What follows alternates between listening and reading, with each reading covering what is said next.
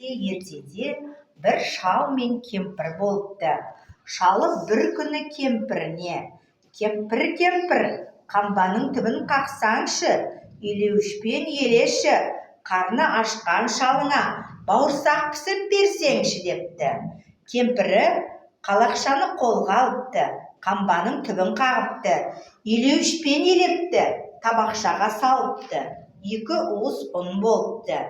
Қаймаққа ұнды елепті, дөңгелектеп алыпты, ыстық майға салыпты.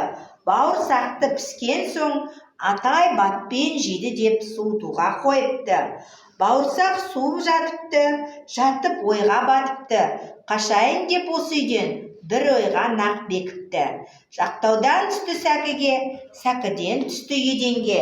Табалдырықтан секіріп жетті барды сенекке. Сенектен сыртқа беттеді, аулаға шығып кетеді. Аулаға шығып алған соң домалап соқпақ жолменен ұзай кетеді. Жол бойымен домалап келе жатса бауырсақ, қарсы алдынан тап келді ұзын құлан ақ қоян. Сонда қоян бауырсаққа: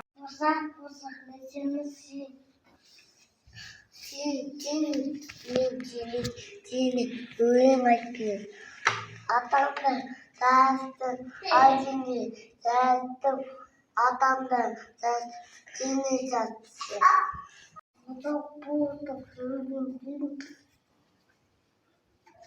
Сені өлең айтпен, атамды застым, айдыны застым, сені застым.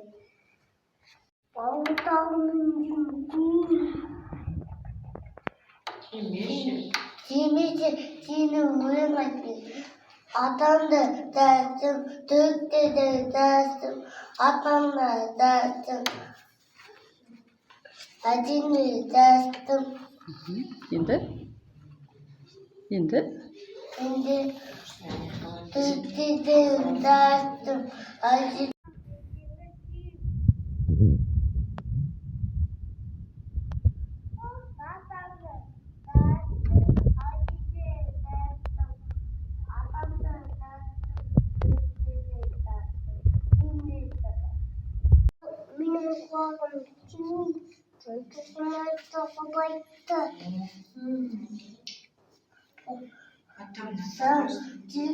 Өлең айтпен, атамды застым, айдыны застым, атамды төктеді застым, атамды застым, сені застым.